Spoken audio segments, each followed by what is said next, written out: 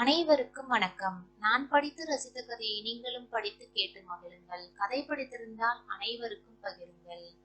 விடியற் காலையில் தென் திசையில் இருந்த மாதா கோயில் மணி 5 முறை அடித்து பைபிள் வசனம் ஒன்றினை ஒளிபரப்பி ஓய்ந்த போது நடைபயிற்சிக்காக கிளம்பினான் மூர்த்தி.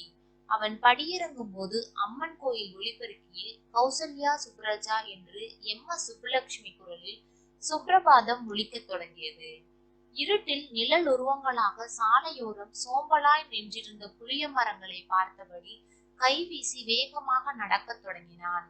1 மணி நேரம் கழித்து நடைபயிற்சியை முடித்துவிட்டு அவன் வீட்டுக்குள் நுழைந்த போது அதே மாதா கோயில் மணி மீண்டும் ஒலித்து வேறொரு வசனத்தை சொன்னது. நேராக படுக்கை அறைக்குள் நுழைந்த மூர்த்தி கால்களை விரித்து கொண்டு படுக்கையில் மல்லாந்து படுத்திருந்த 6 வயது மகள் நிலாவழகனை ஆச்சரியத்தோடு பார்த்தான். வழக்கமாக மூர்த்தி நடைபயிற்சி முடிந்து திரும்பும் போது எழுந்து தொண என்று மனைவி ரேவதியிடம் ஏதேனும் பேசிக்கொண்டே விளையாடி கொண்டிருப்பான். வணக்கம் நிலா சார், என்ன இன்னைக்கு இவ்வளவு தூக்கம் என்றான் உற்சாகமாக மூர்த்தி. அவனிடமிருந்து எந்த பதிலும் இல்லை. வழக்கமாக வணக்கம் நிலா சார் என்று அவன் சொன்னால் வணக்கம் அப்பா சார் என்று சிரிப்பான். நாவல் பழம் போன்ற அவனது கருவிழிகள் கண்ணுக்குள் துருதுருவென அலைப்பாயும். அந்த கண்களை பார்த்ததுமே மூர்த்திக்கு புதிய உற்சாகம் தொற்றிக்கொள்ளும். அந்த உற்சாகம் அந்த நாள் முழுமைக்கும் போதுமானதாக இருக்கும். ஆனால் இன்று அசைவின்றி படுத்து கிடக்கிறானே. நிலா சார் என்று கட்டிலில் அவன் பக்கத்தில் அமர்ந்து அவனை அசைத்தான் மூர்த்தி. முக்கி முனைகிக் கொண்டு கண்களை சுருக்கியபடி மூர்த்தியை பார்த்தவன் சட்டென்று அந்த கேள்வியை கேட்டான். அப்பா, இன்னைக்கு நாளைக்கா என்றான். என்னடா கேக்குற என்றான் மூர்த்தி குழப்பத்தோடு. இன்னைக்கு நாளைக்கா என்று கேட்டான் மீண்டும். மூர்த்திக்கு ஒன்றும் புரியவில்லை. என்னடா காலையிலேயே இப்படி குழப்புற, இன்னைக்கு லீவான்னு கேக்குறியா என்று கேட்டான் மூர்த்தி.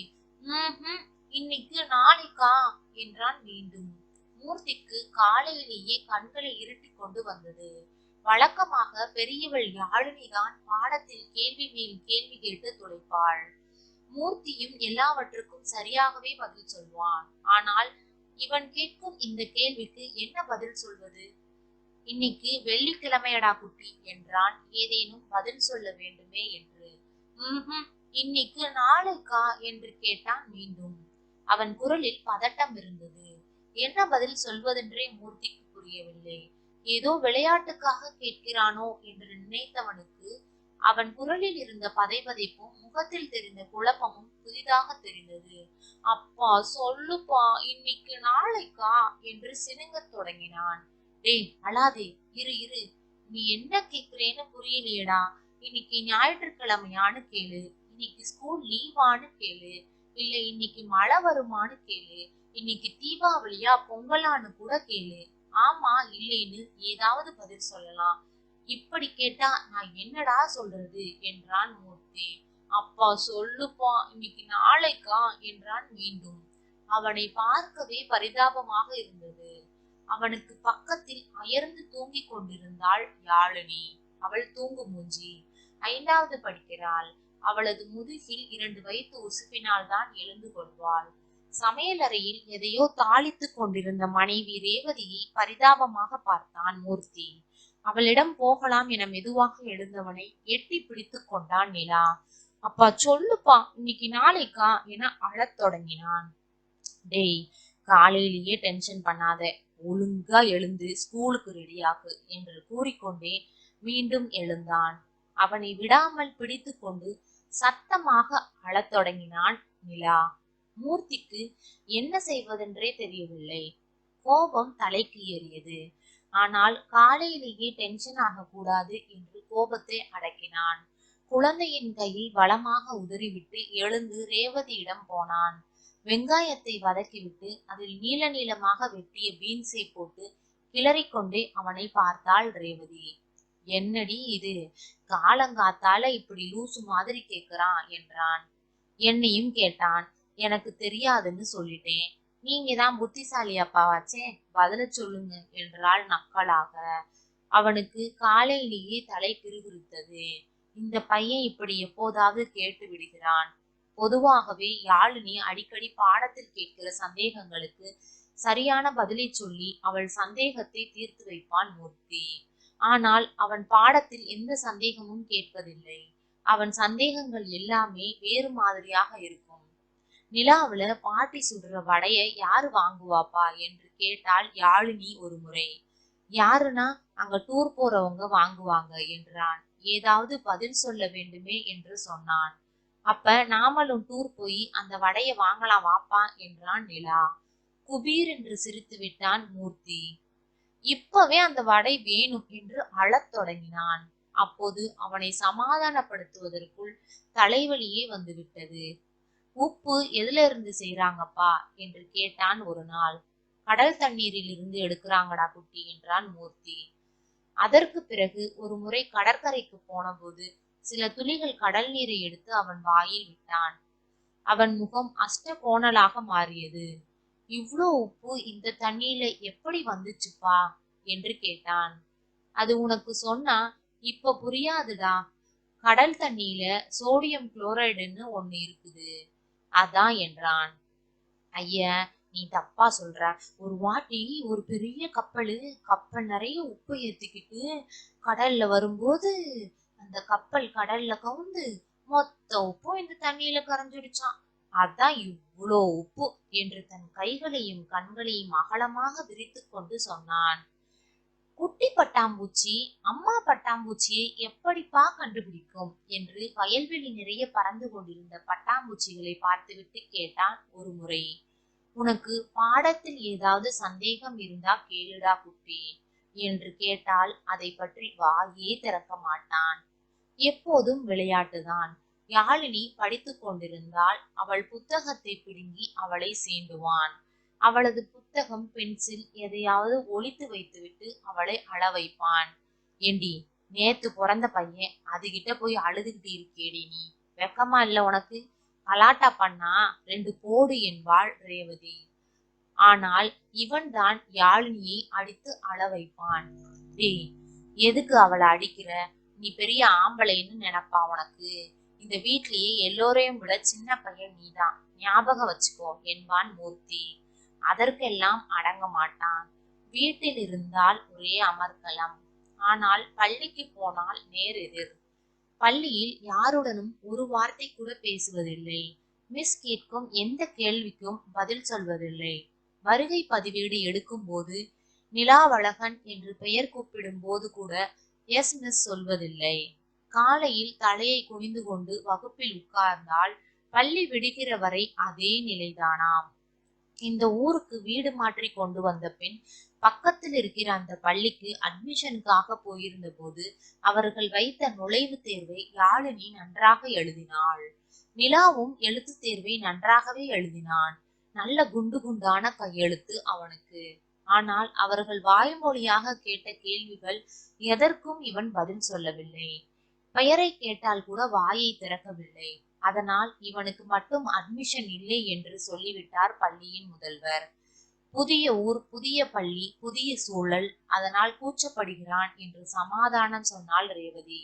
இவனுடைய கையெழுத்துக்காகவே அப்போதைக்கு நிபந்தனையுடன் பள்ளியில் சேர்த்து கொண்டனர். பள்ளியில் சேர்ந்து 3 மாதங்கள் ஆகிய பிறகும் வாய் திறக்கவில்லை. ஒரே ஒரு வார்த்தை கூட அதுவரை யாருடனும் பேசவில்லை. ஒருவேளை இவன் ஊமையாக இருப்பானோ என்ற சந்தேகம் பள்ளியில் எல்லோருக்குமே வந்துவிட்டது. ஒரு நாள் காலை 10 மணிக்கு பள்ளியில் இருந்து தொலைபேசி அழைப்பு வந்தது.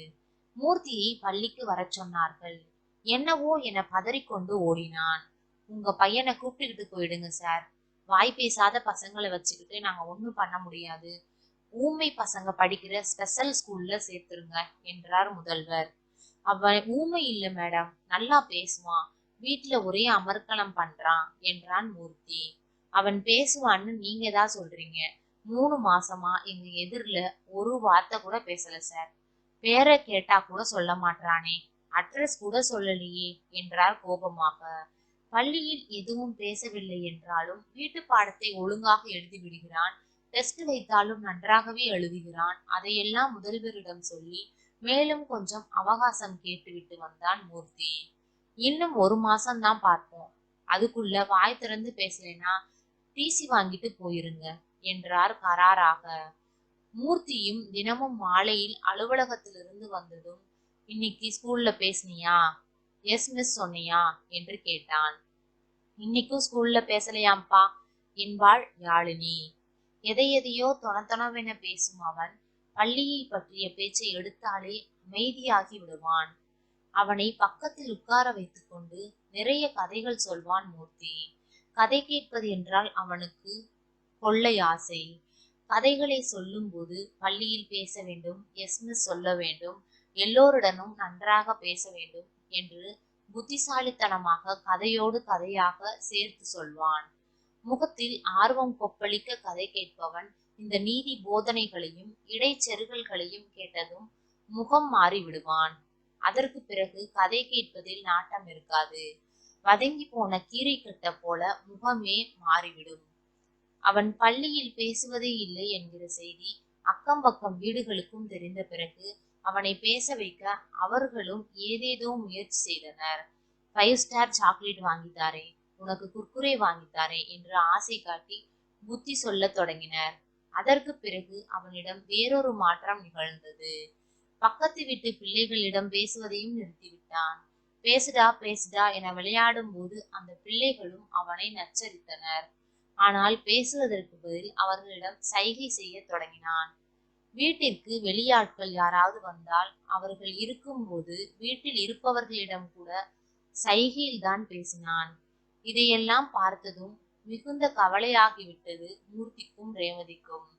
வெளியாட்கள் யாரும் இல்லையெனில் சுதந்திரமாக பேசுவதும் ஆடுவதும் யாழினியை சீண்டுவதுமாக இருப்பவன் யாரேனும் வந்துவிட்டாலோ அல்லது பள்ளி சீருடையை மாட்டி வீட்டு வாசலை கடந்து விட்டாலோ வாய் திறப்பதில்லை.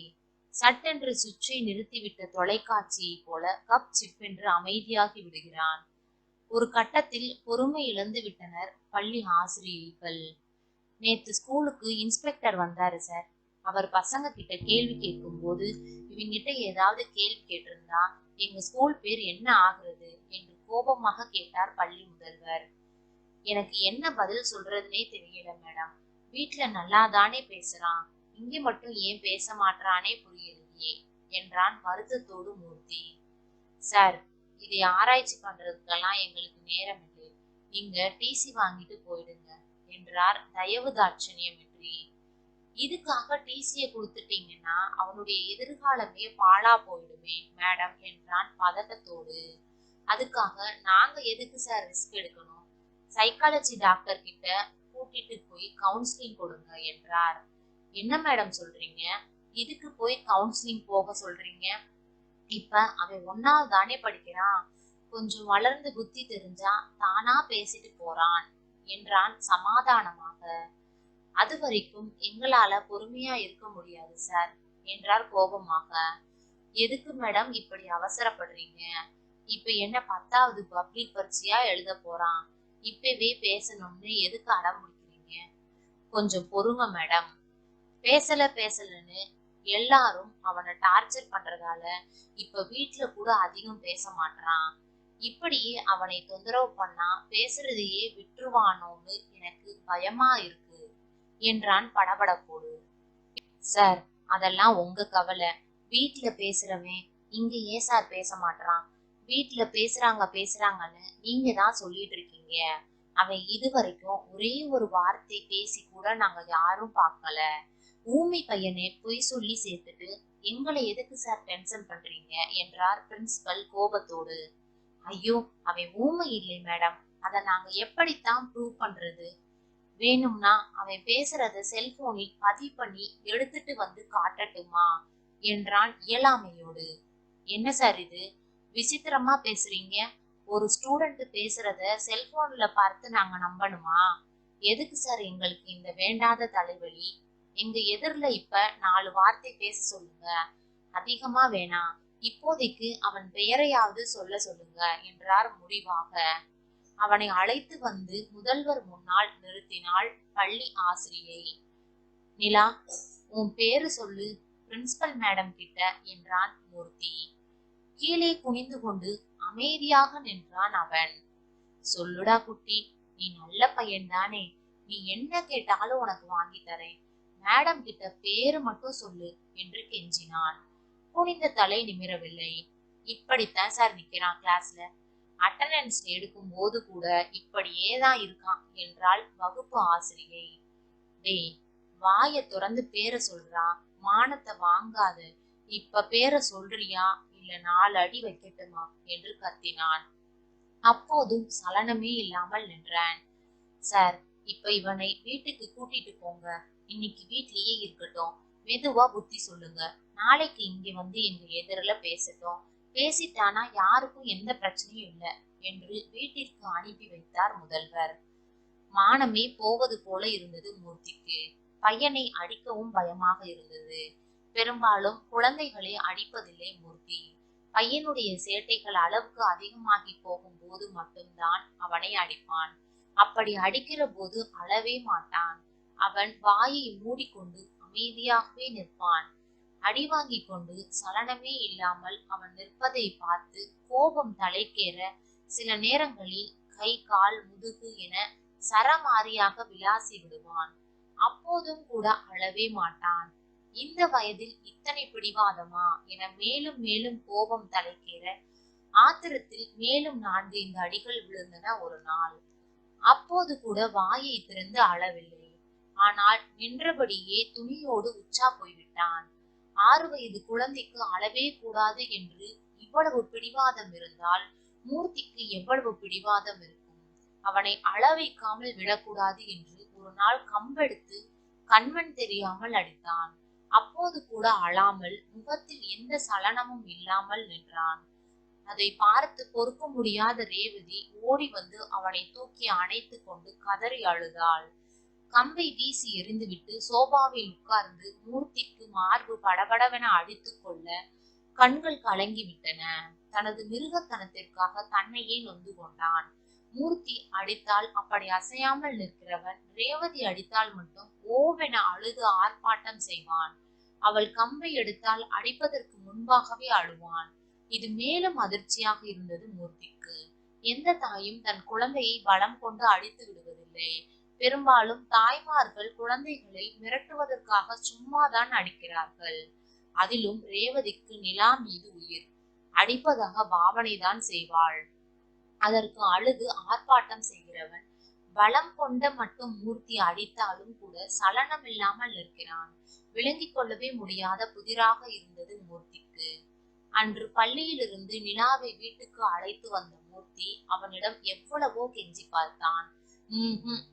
இப்ப நான் இவனை அடிக்க ஆரம்பிச்சேனா செத்தா கூட விட மாட்டேன். எனக்கு இதுக்கு மேல பொறுமை இல்லை.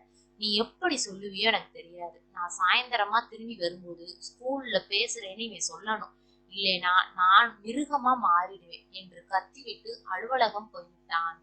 இரவு அவன் வீடு திரும்பும் போது வீடே இருட்டில் கிடந்தது. தட்டு தடுமாறி உள்ளே நுழைந்தவன் சுவற்றில் தடவி தடவி விளக்கு போட்டான். சோபாவில் சாய்ந்து உட்கார்ந்து இருந்தாள் ரேவதி. அவளது கண்கள் நெருப்பை போல சிவந்திருக்க முகம் ஊதி போயிருந்தது. படுக்கையறை விளக்கை போட்டான். யாழினி பள்ளி சீருடையை கூட மாற்றாமல் தூங்கிக் கொண்டிருந்தாள்.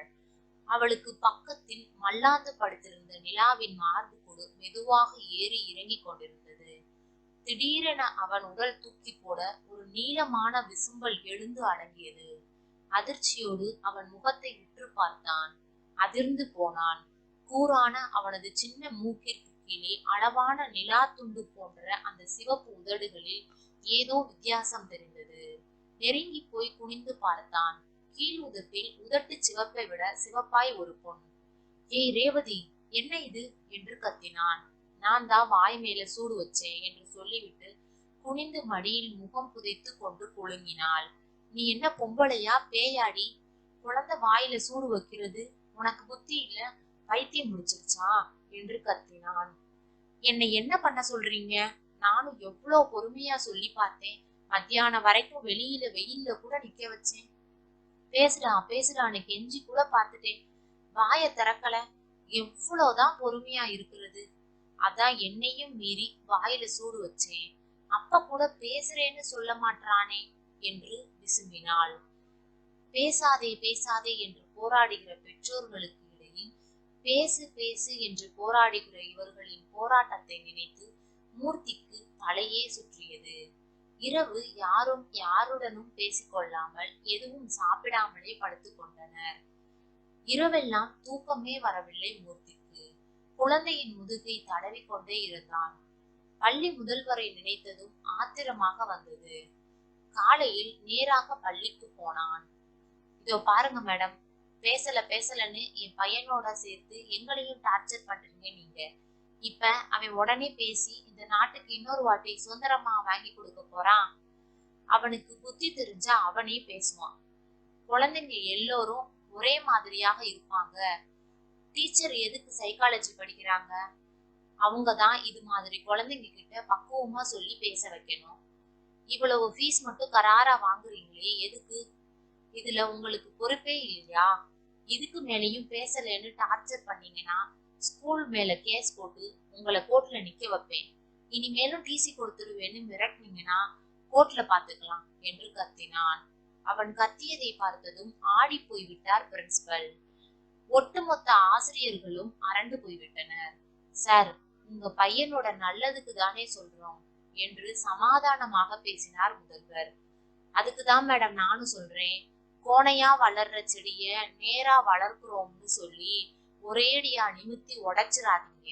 அவன் படிக்காம மக்கா போனாலும் கூட பரவாயில்லை, கொஞ்ச நாளைக்கு அவனை தொந்தரவு பண்ணாம விடுங்க என்று சொல்லிவிட்டு வந்தான். அதற்கு பிறகு எந்த புகாரும் வரவில்லை. பள்ளியிலிருந்து இது நடந்து 1 மாதத்திற்கும் மேலாகிவிட்டது. அதற்கு பிறகும் நிலாவிடம் கதை சொல்வது, புத்தி சொல்வது என தினமும் என்னென்னவோ செய்கிறான் மூர்த்தி. மற்ற எல்லாவற்றையும் ஆர்வமாக கேட்கும் அவன் பள்ளி, பாடம், பேசுவது என்று ஆரம்பித்தாலே அமைதியாகி விடுகிறான். நிலா, ஸ்கூல்ல என்னைக்கு வாய துறக்குறியோ அன்னைக்கு துற என்று ஒரு நாள் வெறுத்து போய் சொன்னான் மூர்த்தி. எங்க பையன் ஒரே வாழ்த்தனம் பண்றான், ஸ்கூல்ல ஒரே கலாட்டா, பசங்களை எல்லாம் அடிக்கிறானா, அடங்குறதே இல்லைன்னு புகார், டிசிய வாங்கிட்டு போங்கன்னு சொல்றாங்க பிரின்சிபல். பேசாம உங்க பையனை எங்க வீட்டுக்கு அனுப்பிட்டு எங்க பையனை உங்க வீட்டுல வச்சுக்கோங்க, 2 பேர் பிரச்சனையும் தீர்ந்துடும் என்றால் பக்கத்து வீட்டு ராகவின் அம்மா.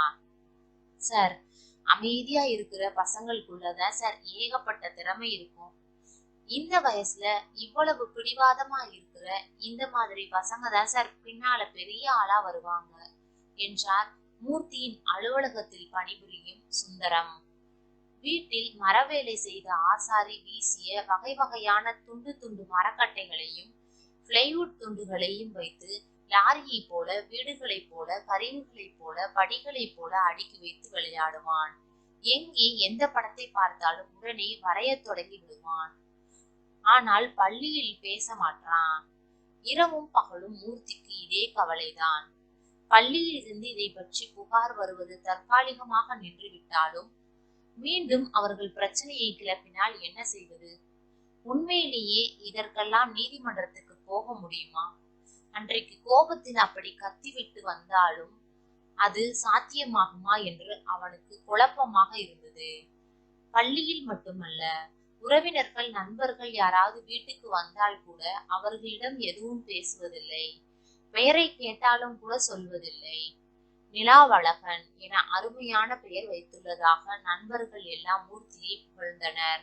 தமிழ் ஆர்வத்துக்கு யோசித்து யோசித்து அந்த பெயரை வைத்தான். தன் பெற்றோர்கள் தனக்கு ஒரு நல்ல தமிழ் பெயர் வைக்காத குறையை இதன் மூலம் தீர்த்து கொண்டான் மூர்த்தி. அதை சுருக்கி நிலா என வீட்டில் செல்லமாக அழைத்தனர். அதுவும் அழகாகத்தான் இருந்தது. வீட்டில் என்னென்னவோ வாயாடி கொண்டிருப்பான். பேச்சிற்கு நடுவில் உன் பேரு என்ன சார் என்று கேட்பான் மூர்த்தி. உடனே அமைதியாகி விடுவான். பேரை கேட்டா மட்டும் கெட்டியா வாய மூடிக்க என்பான் எரிச்சலாக. வானத்தில் சோற்று பருக்கைகளைப் போல சிதறி கிடக்கிற நட்சத்திரங்களையும் நிலவின் பளிர் வெளிச்சத்தில் நவீன ஓவியங்களைப் போல நகர்ந்து போகிற மேக கூட்டங்களையும் காட்டி அது என்ன என்றால் சரியாக சொல்வான். அதற்கு பக்கத்துல பெரிய வட்டமா தோசை மாதிரி இருக்கே, அது என்னடா குட்டி என்று கேட்டான் மூர்த்தி. அது கூட தெரியாதா? அதுதான் நிலா என்று சொல்வான் என எதிர்பார்த்தான். ஆனால் அதுவரை லொட லொடவென வாயாடி கொண்டிருந்தவன் நிலாவை காட்டியதும் ஊமையாகி விடுவான். அந்த காலத்துல பொம்பளைங்க தான் வீட்டுக்காரர் பெயரை சொல்ல வைக்கப்படுவாங்க. உனக்கு என்னடா உன் பேரை சொல்றதுக்கே வெக்கம் என்பாள் ரேவதி. எதற்கும் மசியவில்லை அவன். சரி, இனிமேல் பேசுவதை பற்றி அவனிடம் யாரும் எதையும் பேச வேண்டாம். அவனாக பேசும்போது பேசட்டும் என்று வீட்டில் சொல்லி வைத்தான். அதை பற்றி பேசாத வரை அவனும் வீட்டில் கலகலப்பாக விளையாட்டும் சிரிப்புமாக இருந்தான். ஆனால் இன்று காலையிலே அவன் கேட்ட இந்த விசித்திரமான கேள்வி பழைய தலைவலியை மீண்டும் நினைவுபடுத்திவிட மூர்த்திக்கு நடு மண்டையில் வின் வின் என்று வலிக்க ஆரம்பித்தது. அப்பா சொல்லுப்பா, இன்னைக்கு நாளைக்கா என்று மீண்டும் கேட்டுவிட்டு சத்தமாக அழத் தொடங்கினான் நிலா. என்னத்தடா சொல்லி தொலைக்கிறது நானு என்று கத்தினான் மூர்த்தி. இன்னைக்கு நாளைக்கா என்றான் மீண்டும் அதே பாவத்தில். ஒரு முடிவுக்கு வந்தான் மூர்த்தி. வேறு வழியும் தெரியவில்லை. நேராக படுக்கையில் உட்கார்ந்து அவன் கன்னத்தை துடைத்தான். சொல்லுப்பா, இன்னைக்கு நாளைக்கா என்றான் பாவமாக. ஆமாம், இன்னைக்கு நாளைக்குதான் என்றான். வேறு என்ன சொல்வது? அவ்வளவுதான். குழந்தையின் முகம் இருண்டது. அவன் கண்களில் குழப்பம். மூர்த்தியின் கைகளை உதறிவிட்டு கவிழ்ந்து படுத்து கொண்டான். டேய் குட்டி, எழுந்துரு, லேட் ஆகுது, ஸ்கூலுக்கு கிளம்பணும் என்றான். நான் இன்னைக்கு ஸ்கூலுக்கு போகல போ என்றான். ஏண்டா என்றான் புரியாமல். நான் போகல என்றான் நிலா. அதான் ஏண்டா என்று கேட்டான் மூர்த்தி. நாளைக்கு பேரு சொல்லலைனா கிளாஸ்ல உட்கார கூடாதுன்னு சொன்னாங்க. நாளைக்கு இன்னைக்கா என்றான் திக்கி திக்கி. இவ்வளவு நேரம் இன்னைக்கு நாளைக்கா என்று அவன் கேட்டதன் அர்த்தம் அப்போதுதான் புரிந்தது மூர்த்திக்கு. மிஸ் சொன்ன நாளைக்கு என்கிற அந்த நாள் இந்த நாளா என்கிற கேள்வியைத்தான் கேட்க தெரியாமல் இத்தனை அழுகையும் அவனுக்கு இத்தனை டென்ஷனும். சரிடா குட்டி, பேரை சொல்றதுல உனக்கு அப்படி என்னடா கஷ்டம்? இவ்வளவு பேசுறியே, பேரை மட்டும் ஏண்டா சொல்ல மாட்டேன்ற என்றான் சாந்தமாக. பதில் இல்லை. அவனை தூக்கி மடியில் படுக்க வைத்து அவன் தலைமுடியை விரல்களால் வருடினான். கன்னத்தை தடவினான். பேசுடா குட்டி பையா, ஸ்கூல்ல பேரை மட்டும் சொல்லிடு, வேற எதுவும் நீ பேச வேண்டாம். நீ பேசாததுனால எல்லோருக்கும் எவ்வளவு கஷ்டம் பாத்தியா? ஏண்டா பேரை சொல்ல மாட்டேன்ற, பேச மாட்டேன்ற? அக்கா பாரு, பேரை கேட்டால் எவ்வளவு நல்லா சொல்றா, அது மாதிரி நீயும் சொல்லிடுறா என்று கெஞ்சினான். மூர்த்தியின் குரல் உடைந்தது. அவனுக்கு அழுகை வருவதை போல நெஞ்சு அடைத்தது. பேரை சொல்றா குட்டி, என் பட்டு இல்ல, பேரை மட்டும் சொல்லிடுறா போதும், ஏண்டா பேரை சொல்ல மாட்டேன்ற என்றாள் ரேவதி அவன் அருகில் உட்கார்ந்து அவனை அணைத்தபடி. சட்டென்று அவள் மடியின் மீது படுத்து கொண்டான் நிலா. அம்மா என்றான். சொல்றா குட்டி என்றாள் ரேவதி. நானு அந்த பேரை சொல்ல மாட்டேன் என்றான். புரியாமல் பார்த்தனர் இருவரும். எனக்கு அந்த பேர் பிடிக்கல என்றான். அதிர்ந்து போனான் மூர்த்தி. இத்தனை நாளும் பெயர் பிடிக்காமல் தான் யாரிடமும் பேசாமல் இருந்தானோ? நன்றி. கதை பிடித்திருந்தால் லைக் பண்ணுங்க, ஷேர் பண்ணுங்க, சப்ஸ்கிரைப் பண்ணுங்க. உங்களுடைய கருத்துக்களை கமெண்ட் பாக்ஸில் தெரிவிக்கவும். தங்கள் ஆதரவிற்கு நன்றி.